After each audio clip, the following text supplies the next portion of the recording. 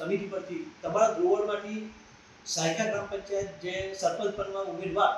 આદિવાસી કોંગ્રેસ સમિતિ સેલના પ્રમુખ દિનેશભાઈ રાઠોડ છે, તેમના ફોર્મ 3 દિવસથી અહીંયા વકીલ થ્રુ અમે ફોર્મ ભરેલા